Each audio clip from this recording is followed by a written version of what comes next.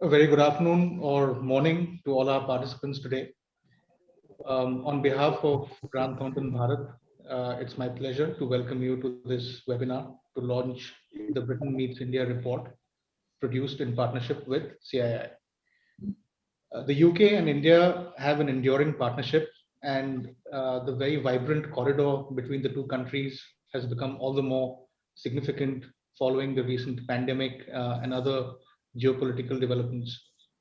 Grant Thornton has been working closely for nearly 3 decades on both ends of this corridor to help companies from both countries with their growth and expansion plans.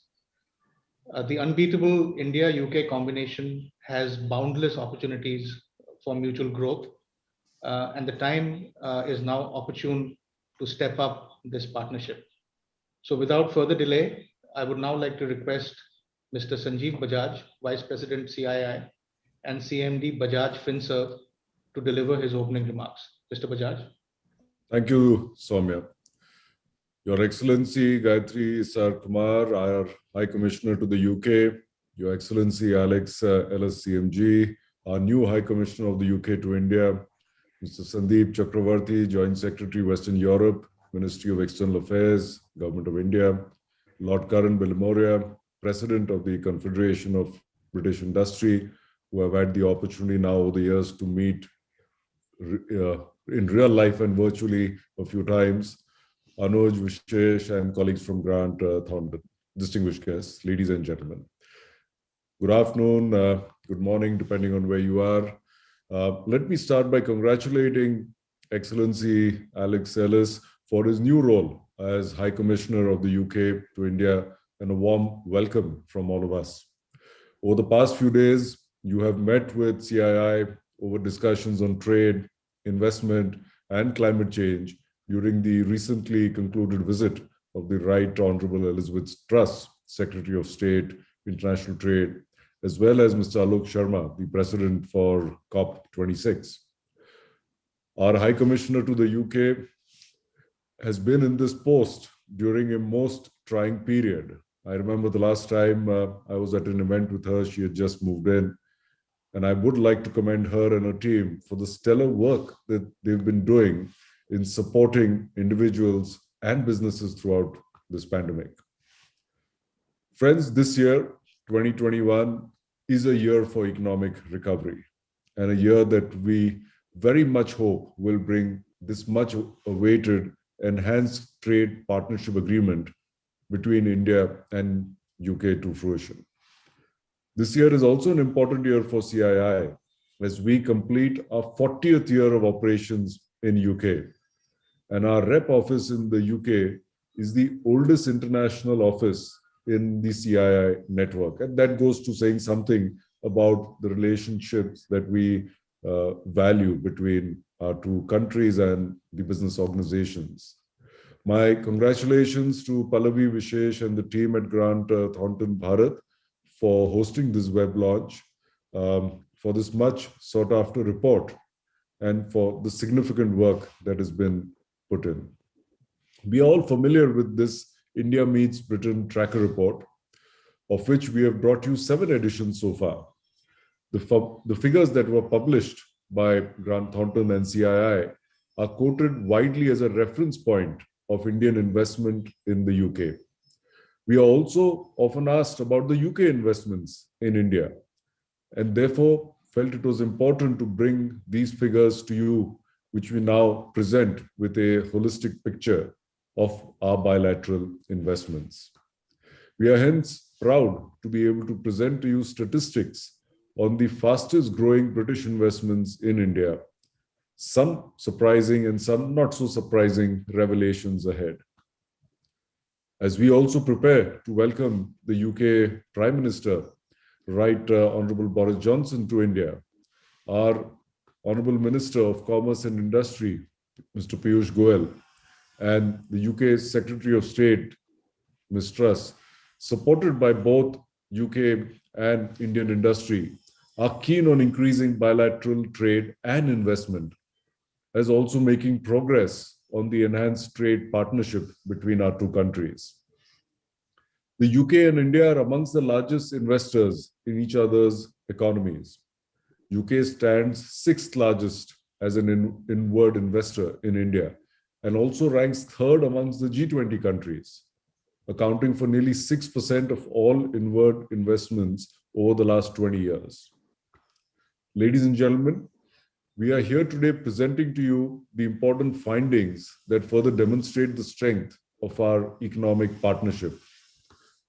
The report also represents the strong focus that UK and India has had, not only in basic industrial development, but energy, infrastructure, sustainability, professional and financial services, as well as, importantly, healthcare. CII has a strong commitment to establishing a regional connect between the two countries. In the UK, we are founding board members of the Manchester India Partnership and the West Midlands India Partnership. It is important to see certain key states that are deemed as regional partners to these regions in the UK. We see that they feature in the report, which only means that our effort on the ground has started to have a visible, tangible outcome. As champions of UK-India trade and investment, the report findings indicate trends and also the mood of UK investments in India. In CII, we continue to work to ensure that business linkages are further strengthened between our two nations and shall continue to deepen our engagement with all stakeholders. We are particularly grateful to the industry, to stakeholders across the regions, our MOU partners, Grant Thornton, the High Commission of India and UK governments in this journey. Thank you, and back to you, Soumya. Thank you, Mr. Bajaj. India is likely to be an even more preferred partner for the UK, especially post-Brexit, leading to an enhanced economic partnership.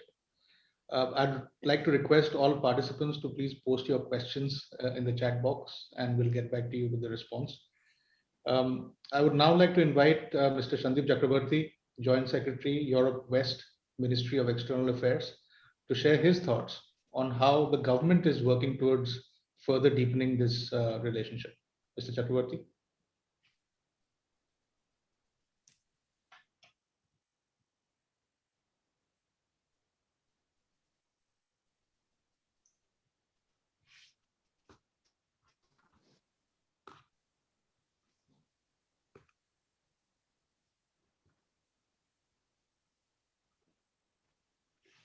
Thank you, Soumya.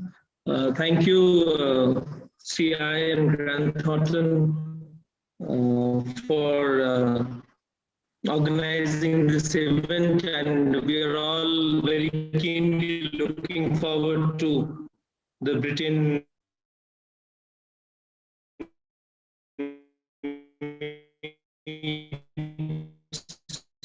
India tracker report. We are very familiar with the Converse report, which is India meets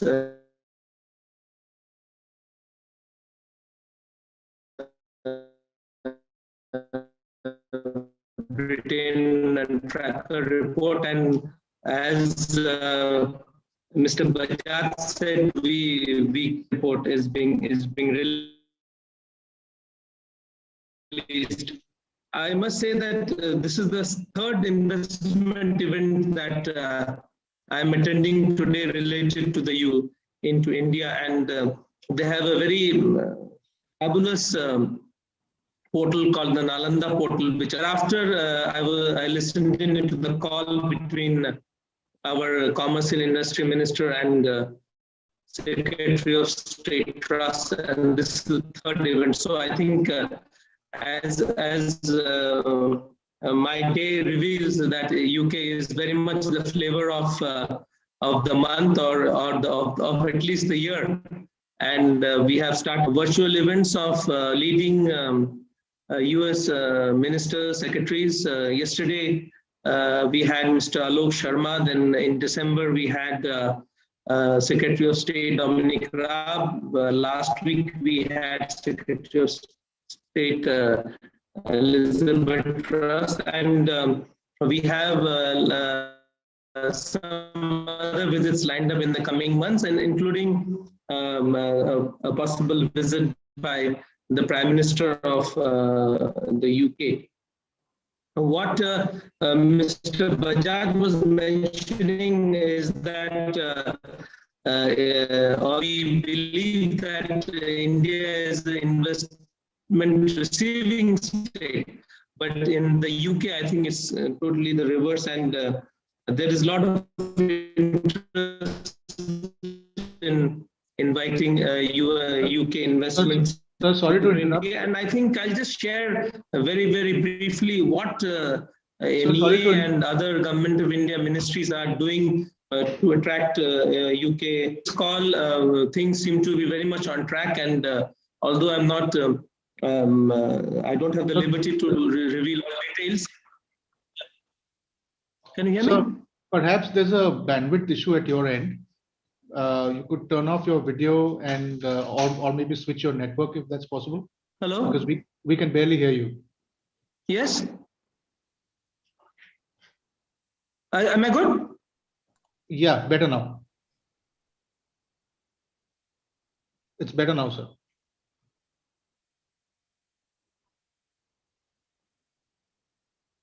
Okay, I'll shut the video. Yes. You see, the problem is that we don't use Zoom. We don't use Zoom here. So Zoom creates difficulties here. So we can. So what I was saying is that we are working on the enhanced trade partnership, and if you have seen the joint statement which came out at the end of Secretary of State Truss visit, we are talking of a free trade agreement. We're talking of an interim trade deal. But apart from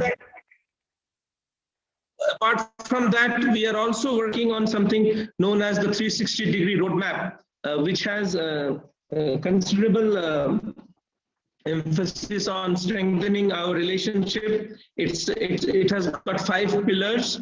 One is, of course, connecting people. Then there's a pillar on trade and prosperity, change and health. So on all these 5 pillars, considerable interaction will take place over the next 10 years. It's a 10-year roadmap which is being prepared in a very In addition, we are also working on something known as the mobility and migration agreement, movement of peoples between the two countries. So what I was trying to convey is that a lot of activity is happening, Soumya, in the India-UK corridor. Report will really be a guide and also will incentivize a lot of us who want to see a greater UK investment into India. I will end by saying that last year we also had what is known as the financial, economic and financial dialogue between the Chancellor of the Exchequer and our Finance Minister. And even that dialogue was very, very useful in the sense that several new initiatives have been announced in terms of UK investment, creation of new investment facilities, and we hope to see more UK investment coming in, particularly in the environment, clean energy, and in climate sectors. So on the whole, I think it's a very, very propitious beginning of the year, and no better than releasing this report by CII and Grant Thornton. Thank you. Thank you, Mr. Chakraborty, for your comments. It is now my pleasure to announce the formal release of the Grant Thornton Bharat CII Britain Meets India report. The report covers companies from the UK who continue to grow, invest, and expand in India. And the report lists the top UK companies in India by size, growth, and employment generation, as well as providing an outlook for UK investment in India in future years. I'm sure all of you are looking forward to, and we will provide options to access a copy of the report at the end of today's session. So with that, I would now request my colleague Pallavi Bakru, who's the India-UK corridor leader at Grant Thornton Bharat, to present the key highlights of the Britain Meets India report. Over to you, Pallavi. Thank you, Soumya. It's a good evening and a very warm welcome to all of you. It's a pleasure to see the report finally being released. It's been a labor of love for some of us at Grant Thornton. in trying to put this report together. What's unique about this report is the amount of accent it has on quantitative data. And this is essentially meant to complement the work that Grant Thornton UK and Anuj's team have been doing in the last couple of years, which both Mr. Bajaj and Mr. Chakrabarti alluded to. So the Britain Meets India is to complement the India Meets Britain report. We've looked at data from a very quantitative lens. We've looked at the number of companies, their turnover, their contribution to the exchequer, the number of employees they have. So here it is. I'll just give you a sense of what it really took to put this together. We started by essentially looking at companies which had their parent based out of the UK. And we had some about 800 odd companies that we came across. But since our focus was numbers, the financial data was very patchy. So we decided that we look at the companies which have done their formal financial filing in the MCA portal, which is the Ministry of Corporate Affairs, for March 2019 and March 2020. So these 572 companies that we came up with forms the base of our data. These cumulatively have a turnover of 3,390 billion rupees and contributed 173 billion rupees as taxes. They collectively employ over 4 lakh people. The largest employer was Group 4 Securities, followed by Vedanta, which employs close to 80,000 people. And 23 companies we found in this set of companies which employ more than 1,000 people each. A list of these companies with the largest turnover, being the largest employers, all part of our tracker. We also looked at diversity on these companies since we had access to their financial statements. And we found that out of the 572 companies, 60 companies reported having at least one woman on their board. So 10% of the companies had diversity. Meghna, can I have the next slide?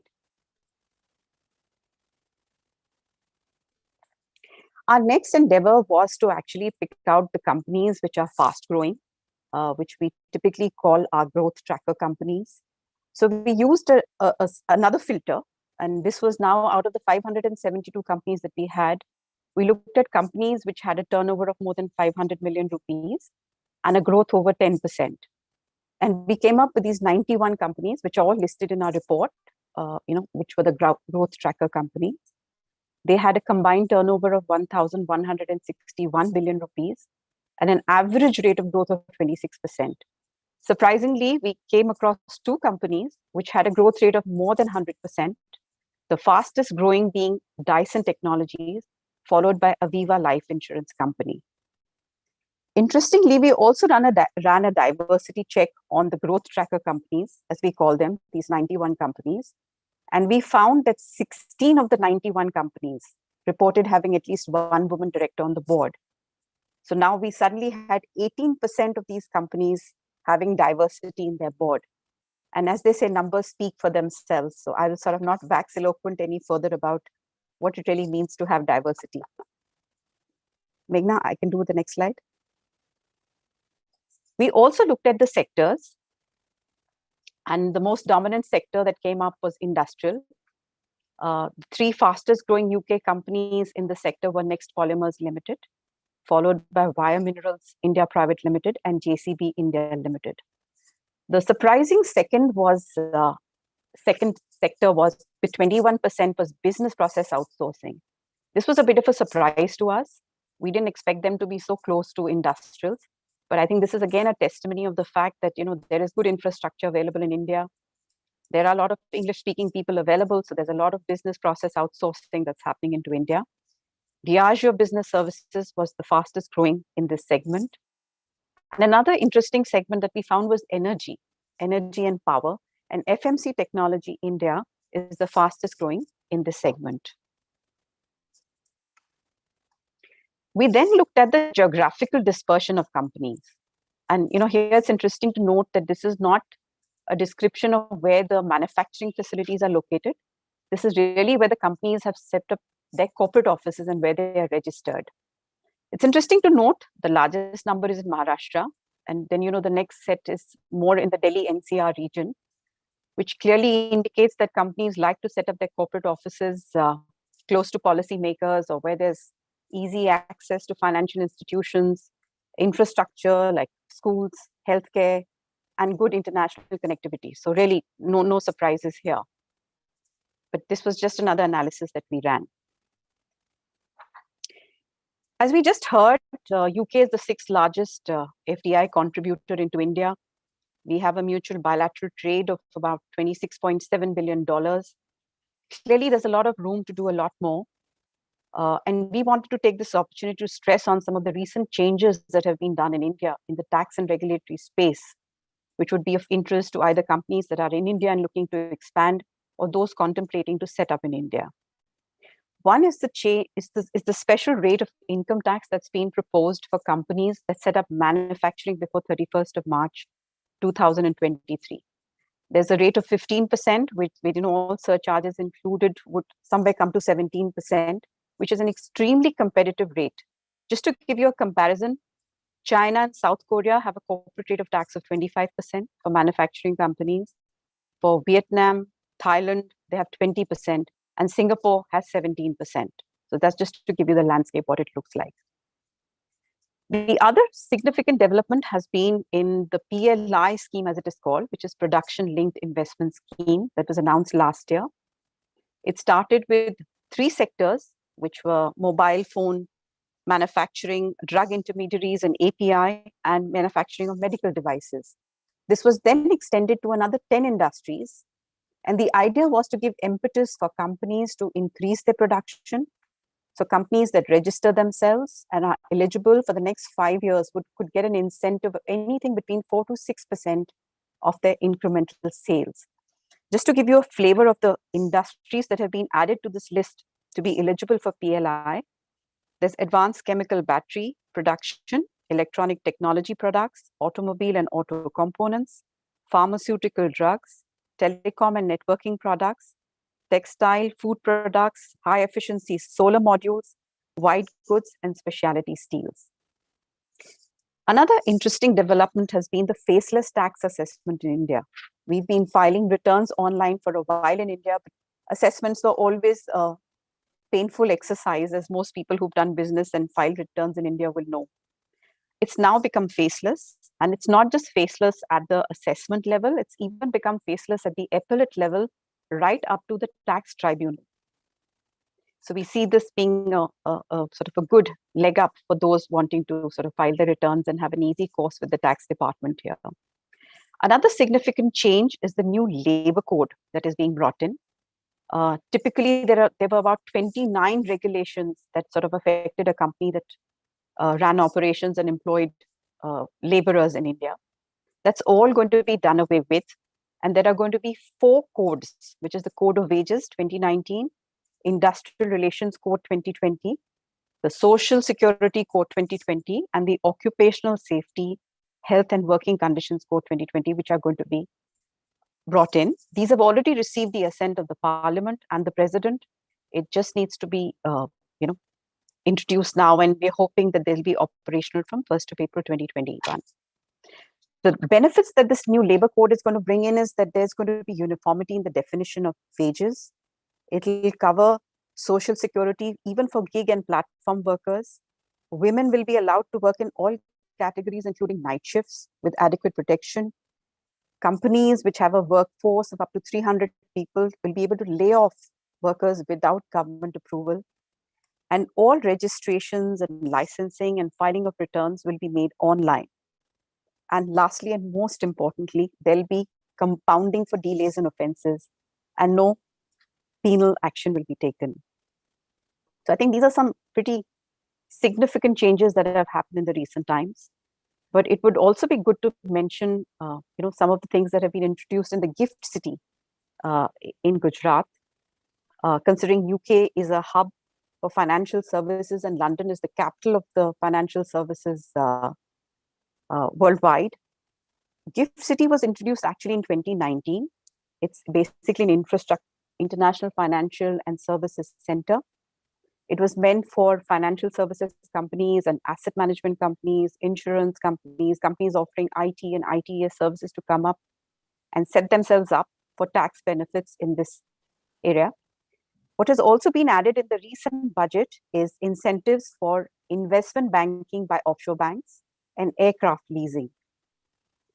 This is something that sort of allows you to be in Indian territory and yet be treated as a non-resident, be eligible for tax holidays and a lot of tax exemptions.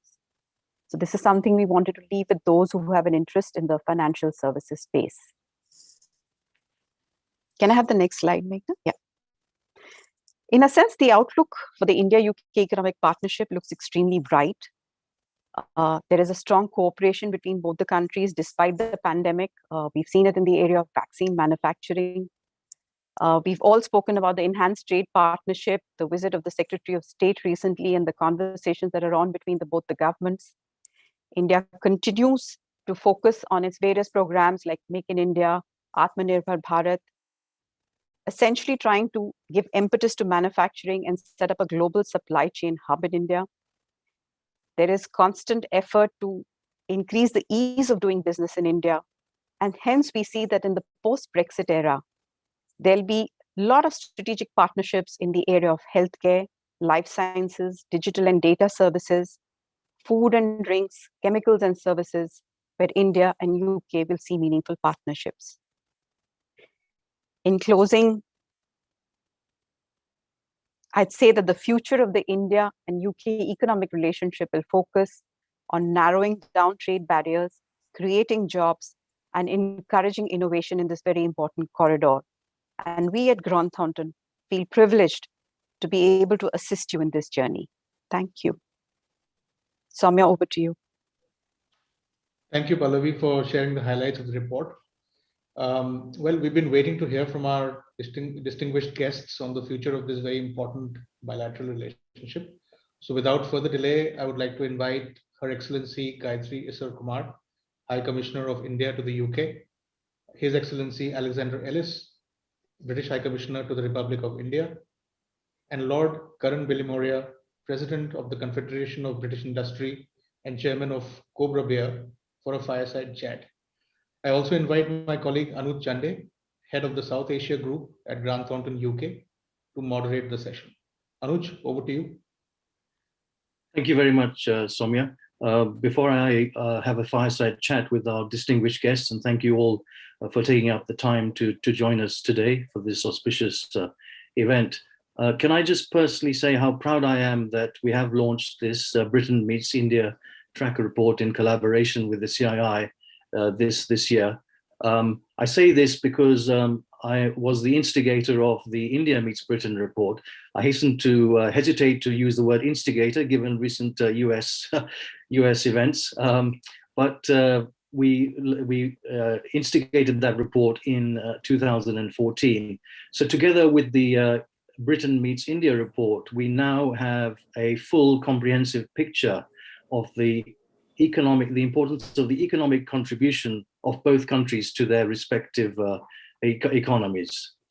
So what I'm going to do in terms of this fireside chat is I'm going to ask each of our distinguished guests to give some opening remarks in terms of the report and some of the comments made by Pallavi. And then I will ask a couple of questions to each of them in turn. And if time allows, we will answer any questions we have from the audience. What I'd like to do is, I understand Your Excellency High Commissioner to India, to UK, Mrs. Kumar, that you have to have an urgent appointment. So maybe I will start with you in terms of giving your opening remarks on this launch of this report. Over to you, Your Excellency. Thank you. I hope you can hear me. And I just wanted to congratulate Grant Thornton.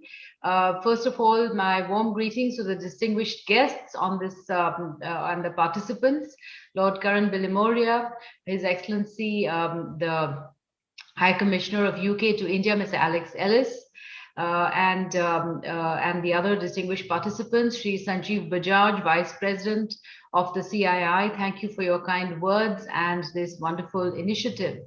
I'm just absolutely delighted to join you in launching the very first Britain Meets India report, which seems to be a very, very natural and a very useful and obvious follow-up, building on the success of the report India Meets Britain Tracker, which is published annually as a key source of data related to Indian companies in the UK since 2014.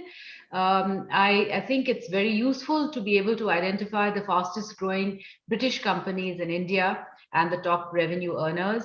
And this report will serve to project a very low-flying overview of the British industries in India, their locations, data, output, and other relevant information for those wanting to invest or do business with India. And the important thing is that it will help to highlight successful collaborations and identify the key complementarities, which are many, and the areas of potential. And the fact that you are identifying the UK-owned corporates with operations headquartered or with a significant base in India, with a turnover of more than 500 million Indian rupees and a high year-on-year revenue growth. That all helps to encourage future investors, and especially those who are looking for a very secure footing as they set foot or as they position themselves to come into our to join with partners in India. It's also, as my colleague Sandeep said, a very opportune moment when Britain, having left the EU, is forging a new path of independent economic and trade relations with traditional partners like India. And our two ministers who met this morning, Honorable Secretary of State for International Trade, Madam Elizabeth Truss, and our Union Commerce and Industries Minister, Shri Piyush Goyal, our two governments are committed to an enhanced trade partnership. We are developing a roadmap towards a comprehensive free trade agreement. And the target is an ambitious target of 100 billion pounds by 2030. So that is something to work towards. The visit of Right Honorable Prime Minister to India and the 10-year roadmap for bilateral cooperation, which will be finalized by then. All these add to the our very, very intensified engagement on a common prosperity agenda, revival after the twin crises of the pandemic and the economic impact of that, and prosperity. So, so those are, I mean, the fact that that is happening, and at the same time, Government of India has undertaken bold economic reforms which have visibly enhanced India's attractiveness as an investment destination. We are also thinking of an initiative to facilitate investment flows, like a pipeline between India and the UK, and which envisages a new type of a financing deal. Let's see how that comes out. But that is something on which we are sort of thinking, and our governments will talk soon enough.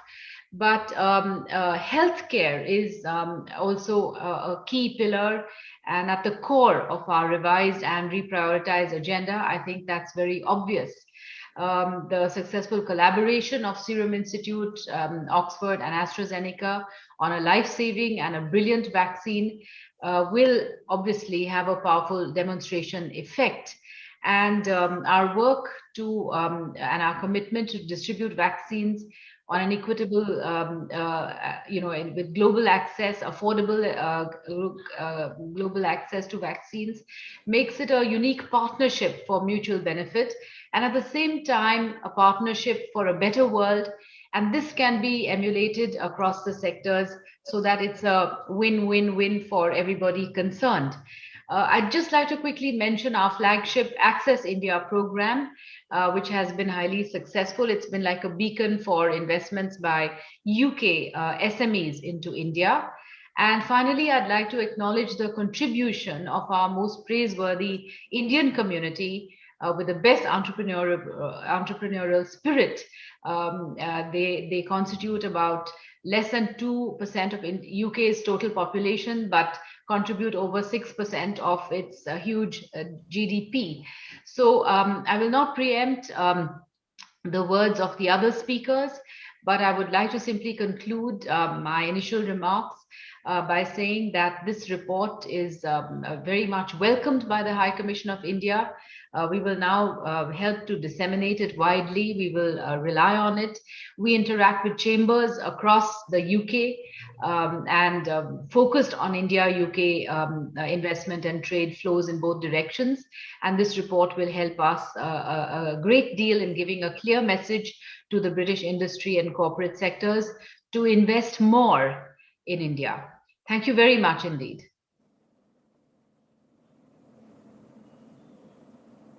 Anuj, you're on mute. Apologies. Thank you very much, Your Excellency, for those very insightful and thought-provoking comments on our report and the bilateral trade and investment between the two countries. I believe that you do have to go for an urgent appointment, but if you are able to stay, please do. But I understand Yes. you have to. You've been called by powers to be somewhere. Yes. Thank you very much for your contribution. I think I would like to stay on to hear the other speakers, so I will stay on. I've just changed that a little bit. Okay, that's great. Thank you. I'd now like to ask Your Excellency Alexander Ellis, British High Commissioner to the Republic of India, to give us your opening remarks and comments on the launch of this report. Over to you, sir. Thank you very much indeed. Anuj, could you hear me okay? The bandwidth is okay? Yes, yeah. Great, thank you very much.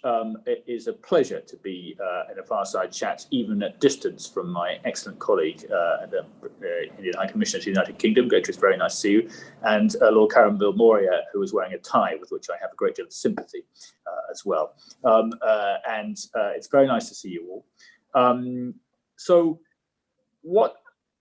Just listening to what people are saying, actually, particularly to what Gayatri was just saying, but what Pallavi was saying in the report. I mean, what do we learn? One, there is a lot going on. Yeah, there's a lot already. There's a strong basis of the relationship in terms of trade and investment.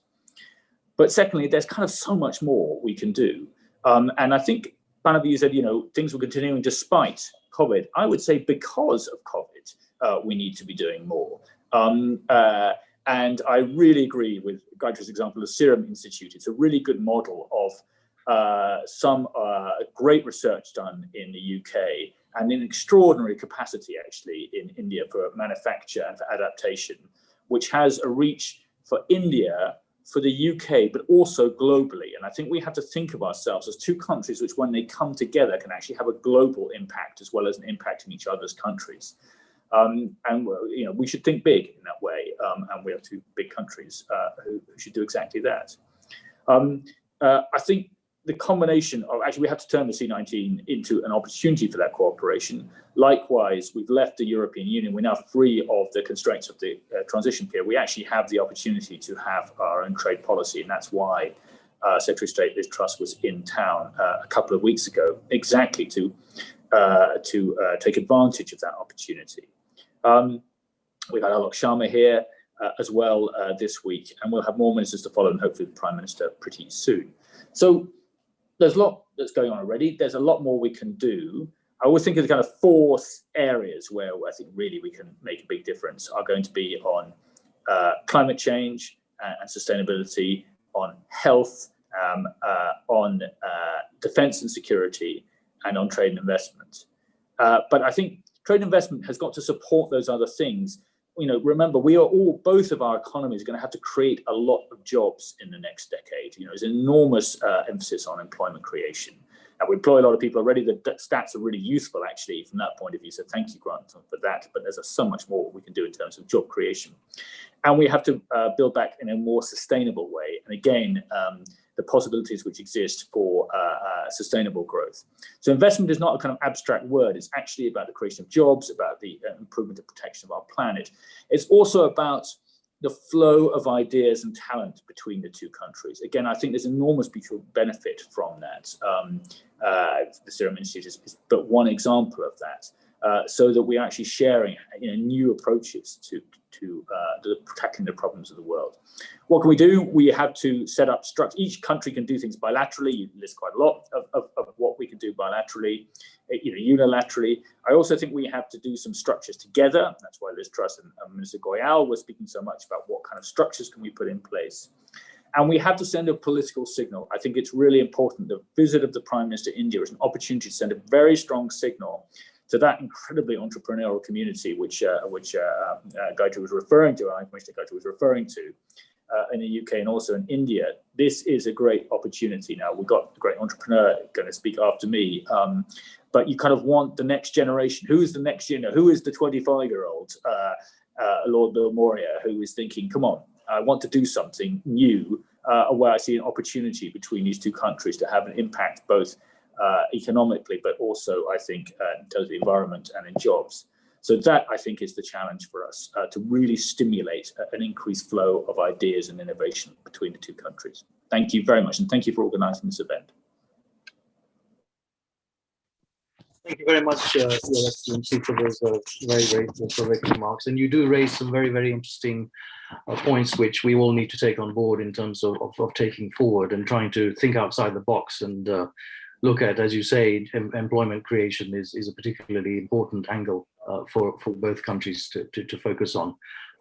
I now like to ask my good friend, current Lord Bill Moria, to give us the industry, the entrepreneurial view of the launch of this report and his initial remarks and comments. Over to you. Thank you.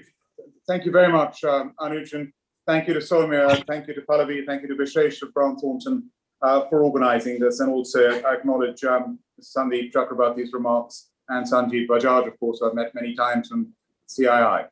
And I speak wearing my hats as founding chairman of the UK India Business Council, president of CBI, and of course, as an entrepreneur, as Alex has just said. And congratulations, Your Excellency, Alex, in taking office, and wish you all the very best. Now, it helps on a panel if you know people. Now, Alex and I were contemporaries at Cambridge, although we did not know each other then, but had lots of common friends.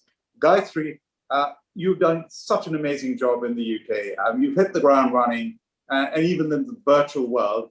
And within days of meeting, it transpires your family and the family that I started Cobra Gear with in Bangalore have been very, very close friends for many, many decades. And Anuj, without you, I wouldn't be here. The support that you and Grant Thornton gave Cobra in its early days, we would not be here without your support. So thank you for all that you do. And with this work that you do with India, which you've been doing for nearly 3 decades, apart from all the other work you do at Grant Thornton, has been amazing. And the India Meets Britain tracker, and I remember speaking at the first one, 7 years now.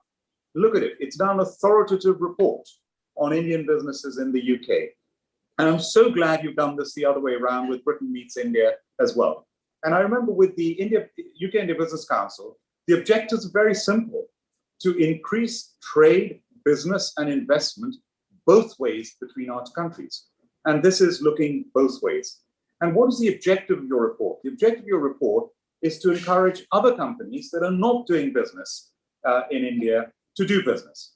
And if you look at the statistics, I mean, 2 of the companies have grown by over 100%. That's phenomenal. So the opportunity is very much there. The number of people these companies employ, it's almost 500,000 people. And if you take indirectly another 500,000 people in India, so almost 1 million jobs created through British investment in India, and well-known names like HSBC and Unilever, but lots of other companies as well. The diversity issue was mentioned in the report.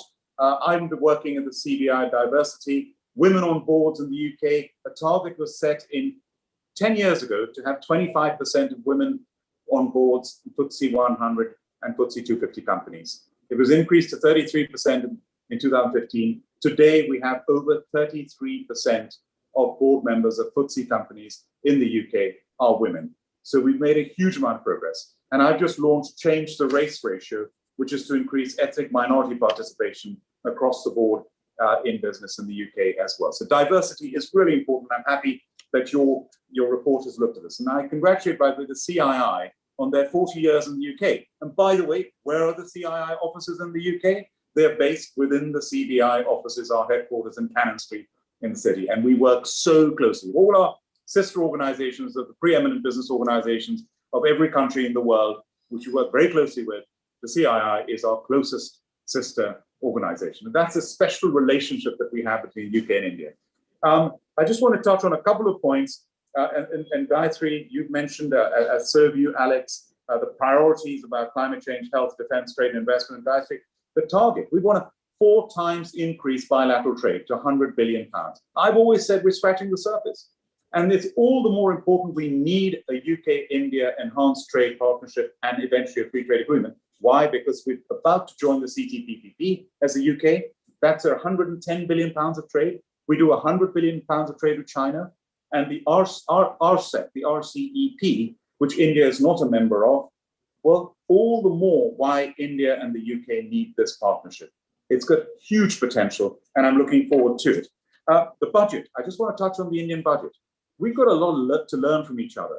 And in the Indian budget, the Secretary of the Department of Economic Affairs, at an event that I spoke at recently, very clearly said, we have not increased taxes in this budget on the 1st of February because businesses have suffered so much the pandemic. We need to support businesses. Higher taxes will stifle the recovery.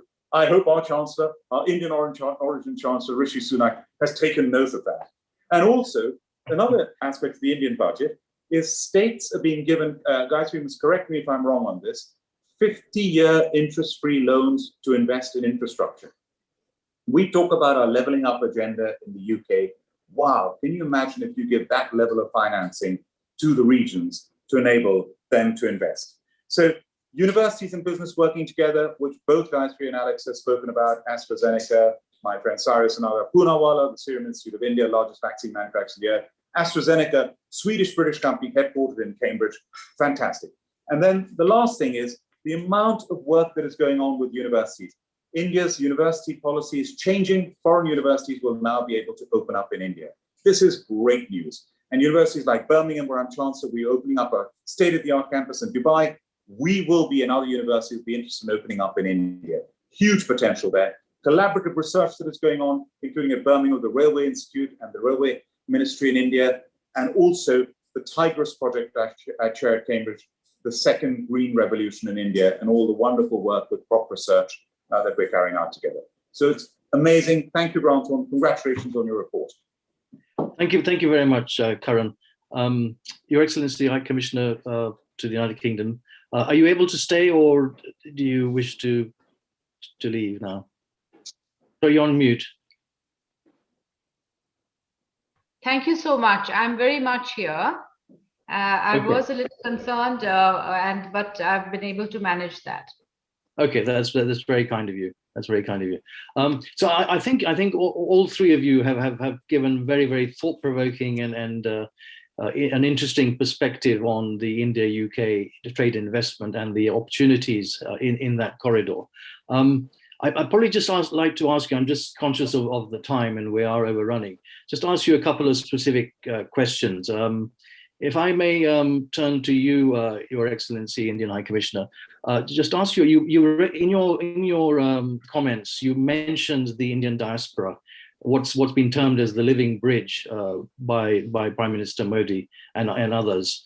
How do you see the Indian diaspora in terms of playing a role in increasing both trade and investment between the UK and India? I mean, there's a lot of talk about the Indian diaspora and the economic power that they hold, and obviously the political power as well, because many of them are in government and politics as well. But how do you see that? How can we do more to actually get the Indian diaspora more engaged in trying to enhance that trade and investment between UK and India? Would love to have your thoughts on that.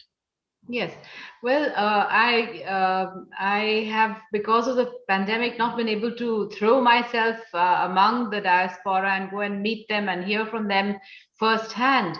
But if I recall from the success of the event, which was hosted by Global Inc. Here in early July, a few days after I came, the huge participation, the huge level of interest, and the numbers that the diaspora represent in terms of businesses, in terms of turnover, in terms of contribution to the UK economy, in terms of generating jobs, is significant. And they are a living bridge. They are a natural connect, a very vibrant linkage, point of linkage, a very vibrant factor in the trade flows. But we are looking beyond that. That is always there. That has been there. That's the traditional bridge. The diaspora is, full of energy and looking at the schemes and initiatives and programs being offered, the opportunities that are opening up. But we want to look beyond that. We want to look at post-COVID, post-Brexit world.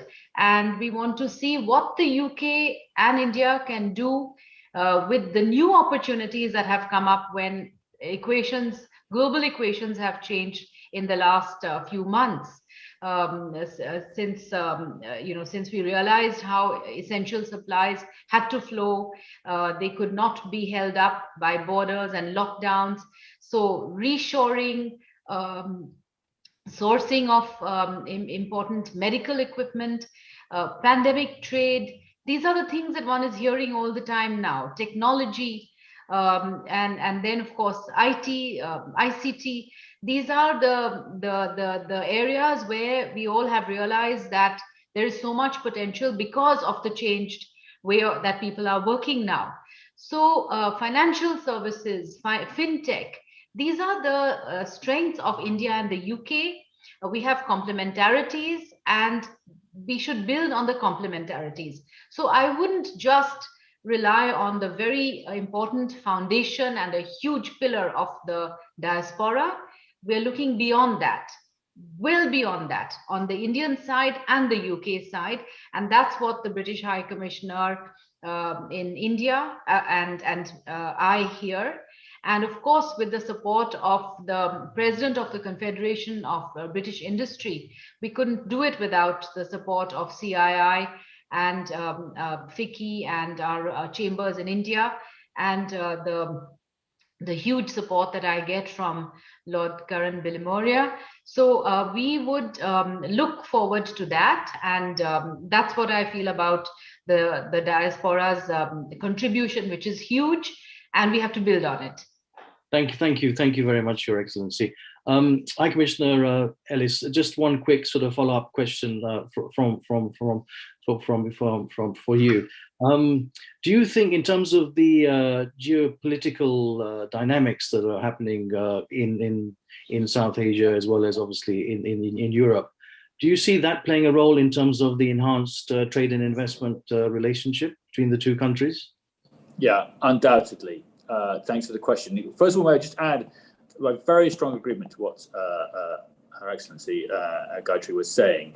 I'm reading some essays about India at the moment. I've come across a Satyajit Ray quote, which must be very well known, about the risks of the love of the false exotic, the presentation of the false exotic. And what I really think we have to do is to show India as it is.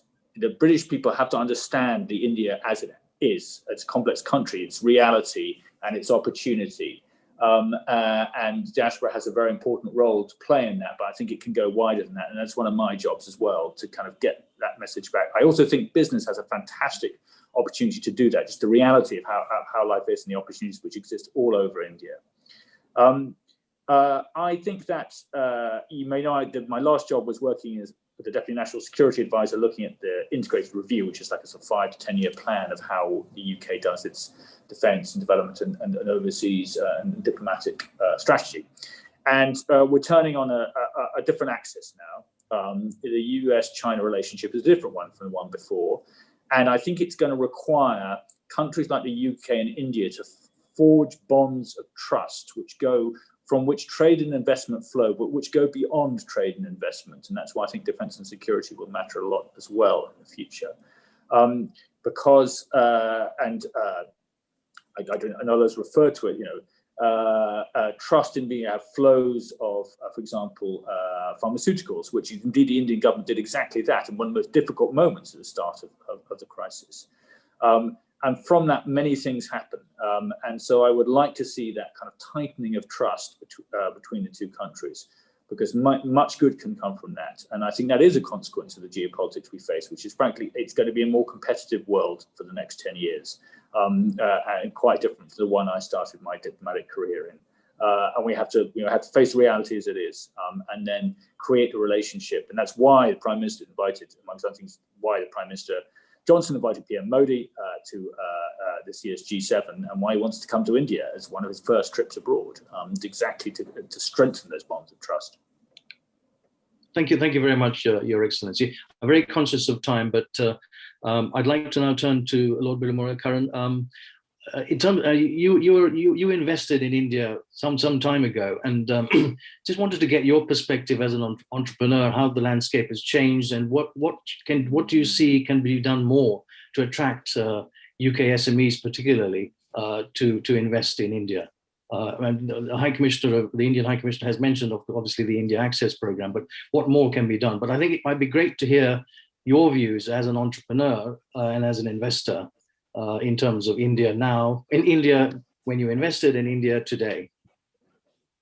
Yes, I think that His Excellency Alex just put it, you've got to look at it as the reality. And the reality is that India has been liberalizing from the start, from 1991, at different phases. So there was a huge increase in liberalization in the 2000s. And even now we're seeing a rapid increase in liberalization. So the more the economy opens up, so for example, in the latest budget, insurance, foreign companies can now invest up to 74% instead of 49%. In defense, there's been liberalization there for investment in defense that took place recently. So I think the more than that happens, the more you will attract inward investment. And I always say this, the UK is the second or third largest recipient of inward investment in any year. Why? Because we're one of the most open, outward-looking economies, and that openness attracts inward investment. And we're seen as a gateway to Europe. I hope we continue to be a gateway to Europe even after leaving the European Union. We always have been, particularly for Indian companies, and I think it's important we maintain that. The other aspect is actually seeing is believing. The more we can encourage SMEs to come to India, to see it for themselves, to see the enormous opportunity. And that's why I think things like youth mobility is really important. And our Home Secretary, Preeti Patel, has said that we've got a bespoke youth mobility program that is going to be instituted. Now, that's really important. And that also involves the exchange of students, the Turing scheme that will be replacing the Erasmus scheme as a worldwide scheme. And I hope there'll be lots of Indian students who take part in the Turing scheme, and our students also going to India. So the more of that exchange we have, the youth, the more people will see the opportunity, the more businesses will take part in each other's countries. And I think that's absolutely crucial. Thank you very much. And thank you very much to each of you. I would love to have continued this fireside chat for another half an hour at least, but I'm very conscious of the time, and we did start late. So on behalf of Grant Thornton and CII, may I thank each of you very much for taking up your time and joining this fireside chat.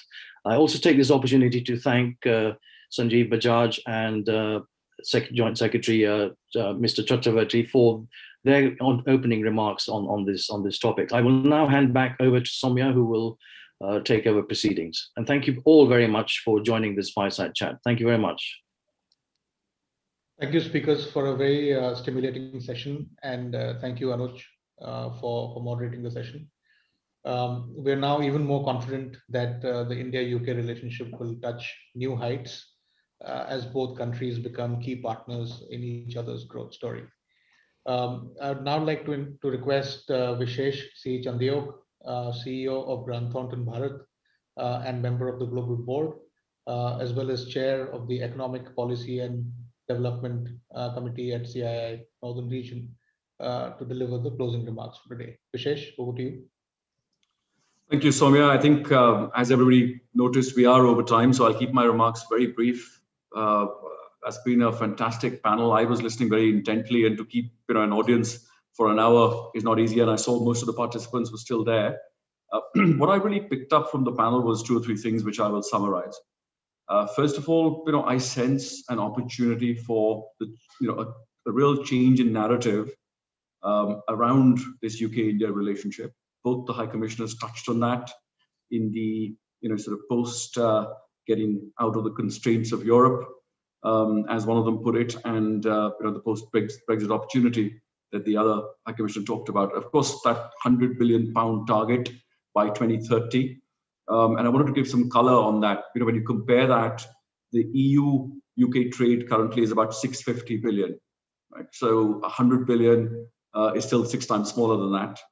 And as Lord Bilimoria mentioned, it is close to where the Chinese trade is today. Right? With all the relocating supply chains, the production-linked incentives being provided by India, and that 15 to 17% new investment tax rate Pallavi talked about, India ought to be a compelling proposition. Sanjeev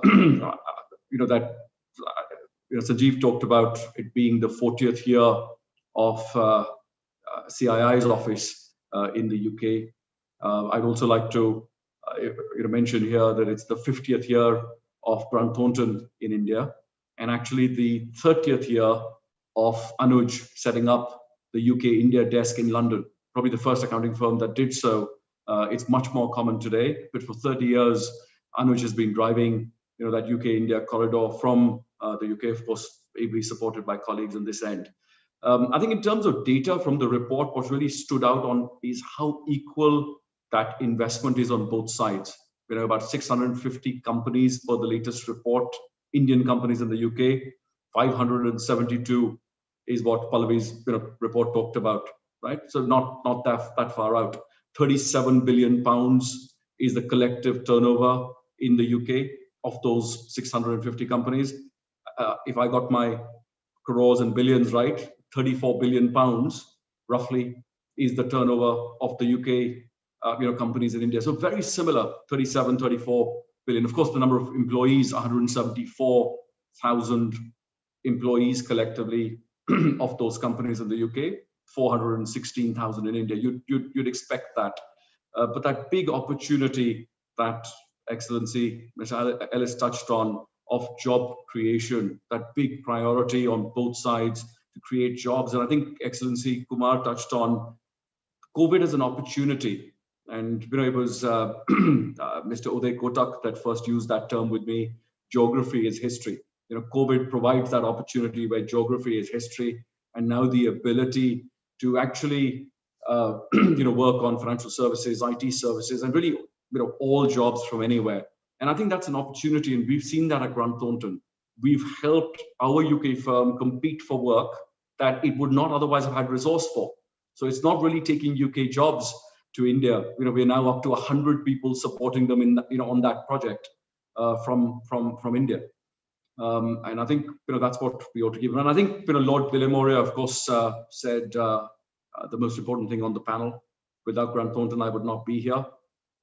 I would, of course, like to just let him know and everybody else that without people like Lord Bilimoria, our clients, we would not be here also. So thank you very much for your support over the years, Lord Bilimoria, and for the outstanding job you've done to be a beacon for that UK-India relationship on both ends. My congratulations to everybody, of course, and big thank you to CII, UK's Department of Trade, for this partnership, which we really value, for 7 years, producing the India Meets Britain tracker, and now extended to that tracker here. We hope to keep diving in deeper on this data in the years to come, and would like to see that change in narrative that I opened with actually play out. Thank you very much for making time for us today. Stay safe, stay healthy, see you soon. Thank you.